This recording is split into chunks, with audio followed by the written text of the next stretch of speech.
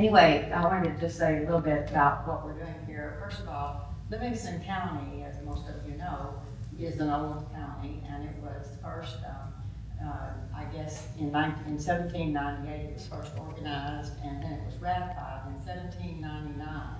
And this year just happens to be the 225th anniversary of Livingston County. So that has become more or less our theme for this year.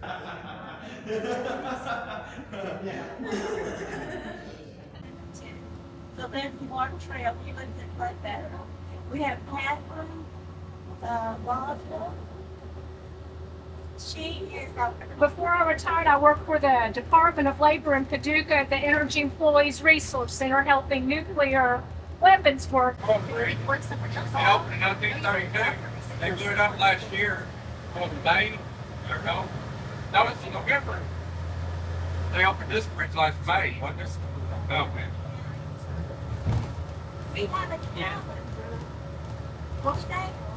At the cabin that has 6th Street that marks already the explosion. Yeah. Awesome.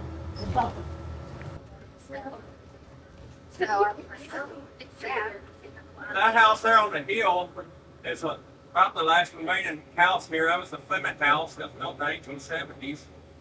And Birchville used to have 2 hotels, a bank, store. On the other side of the creek was W. Chip's house. He was the banker for Birchville and Smithland. This house here belonged to his son Billy.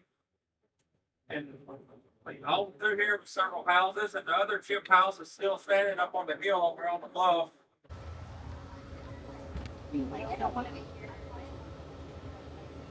I believe they say that the ferry landing was on up just a little bit back up that way.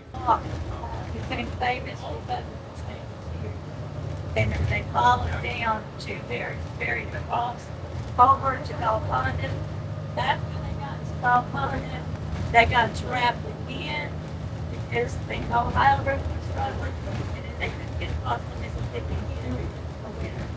So that group had a really, it said that there was like 2,000 that started out, but there was probably in the hundreds that finally made it over so.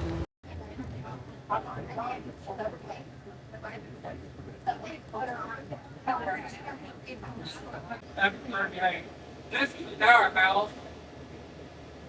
3 known presidents stayed here: Andrew Jackson, Martin Van Buren, and Pope.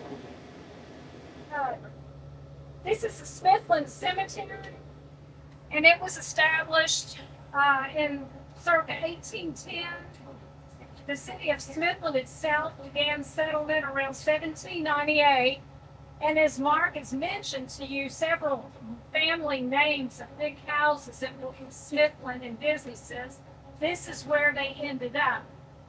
Smithland, because of its location at the confluence of the Ohio and Cumberland rivers, back in the 19th century, that was a very important location for a city center.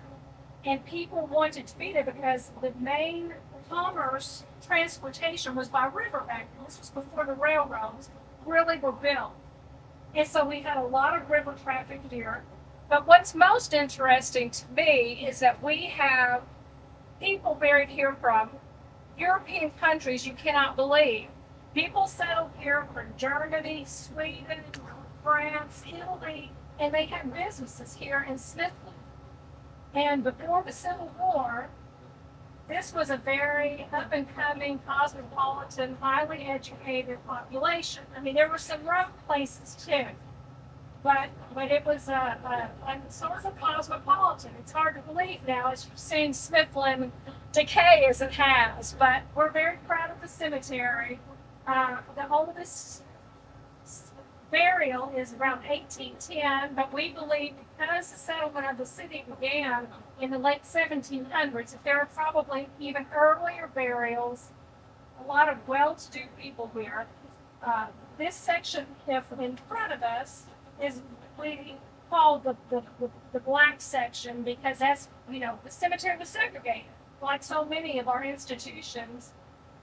And in this section, we have at least 10 United States colored heavy artillery soldiers buried there. They served during the Civil War. They were freed slaves who fought for their freedom. And then behind this water tower and down an old roadbed is the Civil War fort, Fort Starr. And the school system owns that property, and they're very proud of that. And we'll probably hear more about it during the school year. But this cemetery is full of history, and so what we passed out to you today is a walking tour, and it's a map. We have certain burials that we think are noteworthy historically, and we have small write-ups about it.